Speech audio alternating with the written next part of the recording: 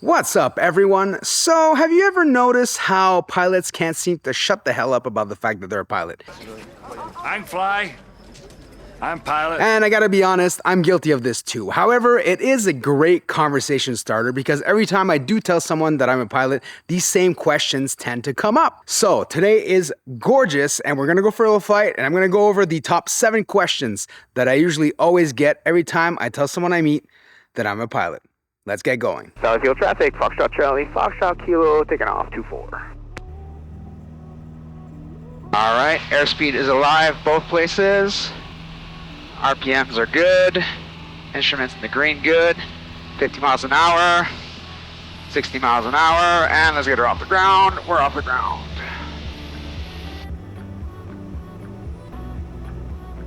Get our VX. And then VY.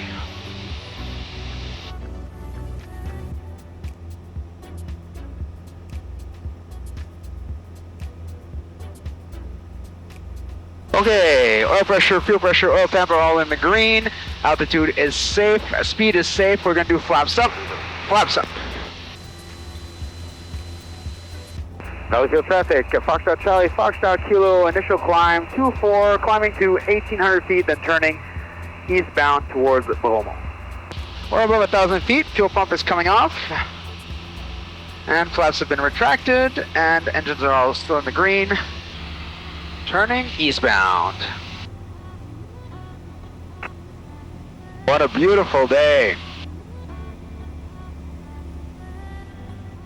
So the first question that I usually get when I tell someone that I'm a pilot is, how long did it take me and how much did it cost? Now, I was able to do my private pilot license during COVID, and I wasn't working very much at the time, so that obviously gave me a lot of free time in order to do it. So I was able to get my private pilot done in about 8 months, and with 56 hours of flight time for me to actually pass the flight test and get everything done. So I think that's kind of I'm going to say a normal amount of time. I think the Canadian average is somewhere along the low 60-hour mark, and I was happy at least to do it beneath that, but you can definitely get it done in 45 if you're like really good and really tight. You can get it done pretty quickly. And as far as cost, well, this I know for sure because I had to file the income tax report so I can get credits, because I am planning on doing my commercial license. So the amount that it actually cost me for my private pilot's license was $18,600 plus or minus a couple dollars here and there. All right, so that was the first question. Now for my second question, usually it's like, okay, then how does it work to when you go flying? Do you rent a plane? Is there planes to rent? How does that work? Well, I actually own my own plane, so I don't need to rent.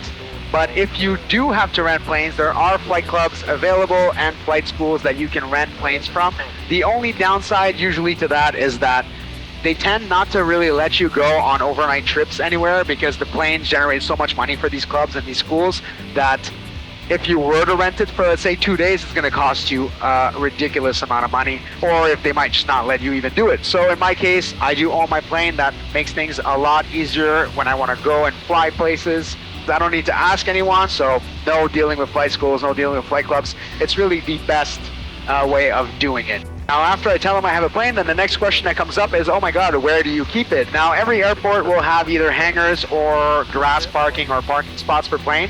So it's just a matter of finding one that is going to be near where you live. That makes things a lot easier. And every airport also has different fees for parking. I do park it at a small little airport, really cool, called Charlie Sierra Delta 3. That is the Valley Field Municipal Airport, and it is a small airport, but it does have a paved runway. You guys have seen me taking off and landing there often. It's not a wide runway, but it is paved, and it's actually easier to land there than it would look. I've had comments in the past, it looks like a country road that I'm landing on. It's not, it's an actual airport. But it's cool, it has a small paved runway as well as a grass runway for you tail draggers or bush planes that want to land there. Now for the next question. Question number 3. How far can I fly my plane?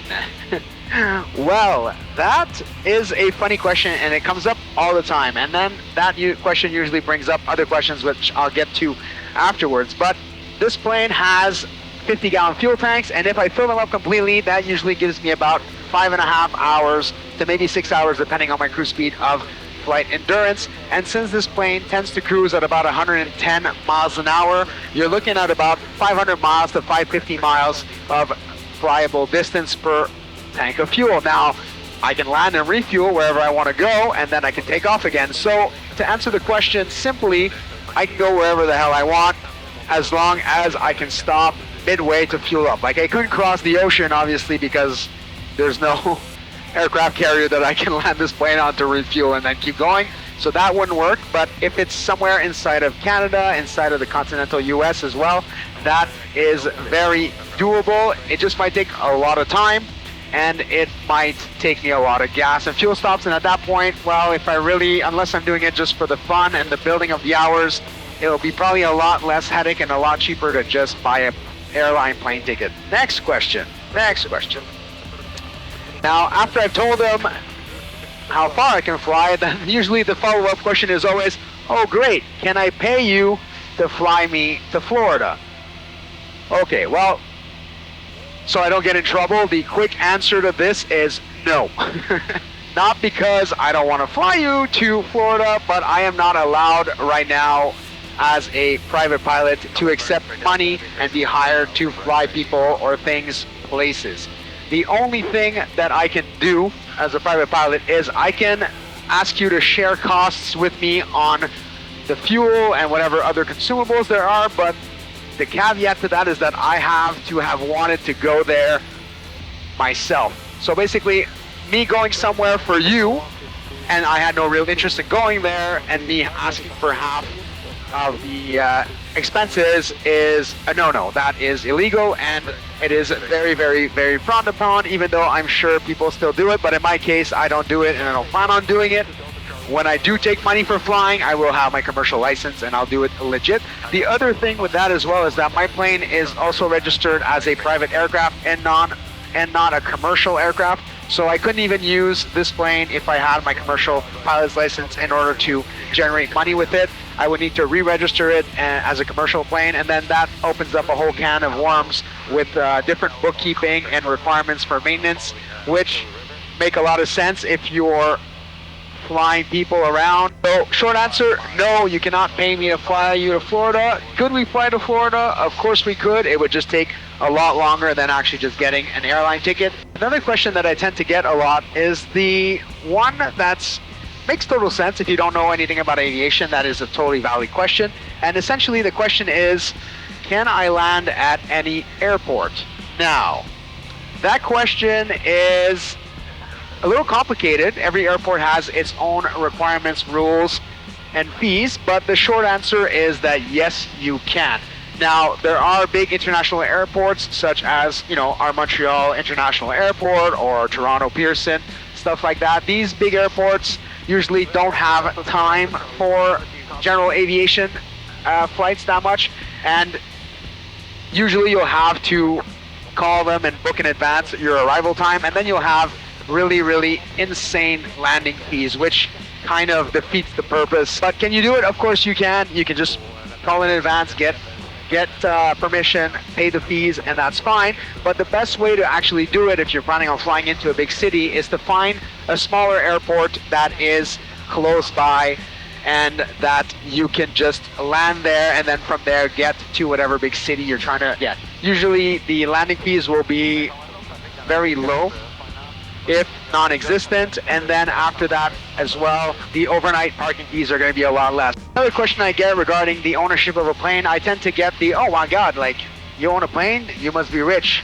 How much does it cost? Well, there are definitely tons of different types of planes. In my case, it's not a very expensive plane.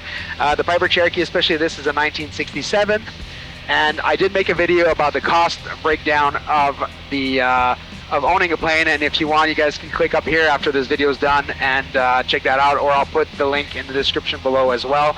But to sum it up, essentially it costs me $155 an hour to fly my plane, and that is including everything. We're talking parking, insurance, fuel, annual inspection, everything. So that boils down to about $155 per hour to fly. And compared to, let's say, like rental planes, if you were to rent, well, that tends to be about $50 to $70 cheaper per hour to fly. But it does come with the caveat that my hourly rate on this plane is also based on a set amount of hours that I plan to fly. So if you don't plan on flying that much in a year, it's not worth it to own a plane. You're better off renting. But I plan on flying a lot, so it becomes a lot cheaper the more hours I put on the plane in a year.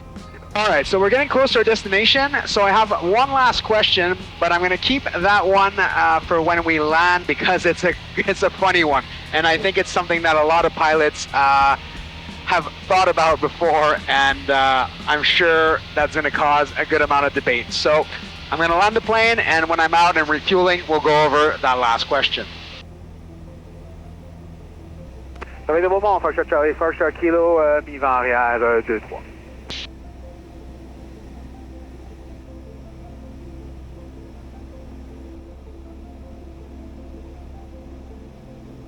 All right, mixture full rich, fuel pump is on, everything is good. I gotta lose some altitude, I'm a little high. We'll cut the power.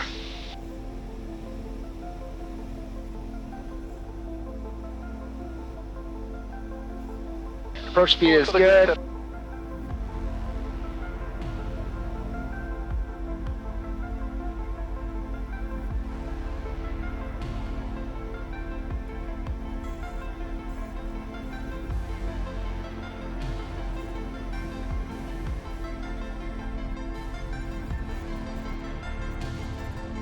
Oui, de Beaumont, Foxtrot Charlie, Foxtrot Kilo, on remonte à 2-3 pour sortir.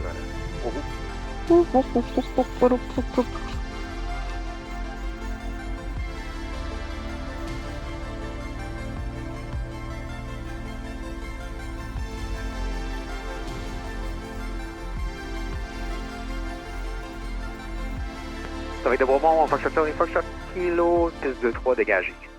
So we made it to Bromont, my favorite airport outside of Montreal. And as promised, let's go over that last question that I usually always get when I tell people that I'm a pilot.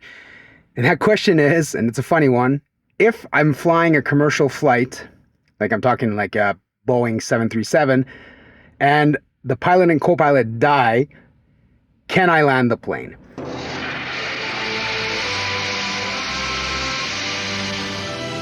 Now, I think this is a scenario that a lot of pilots run in their heads as a fantasy, because we all think we could be able to do it. However, I think that if you have never practiced on these kinds of aircrafts and you don't know what the reference speeds are, what the landing approach speeds are, you're going to have a very, very hard time putting it down safely. I think maybe with the help of air traffic control, and if they have someone that's a legit pilot and that knows where all the buttons are, yeah, maybe you could probably get him to talk you through it. But I think that it might not turn out so well. So that pretty much covers everything for the top 7 questions that I usually get when I tell people that I'm a pilot. I hope you found some value in this video, and if so, I'll ask you to please smash that like button. The algorithm likes that, and better yet, subscribe, and we'll catch you on the next one. Fly safe, guys.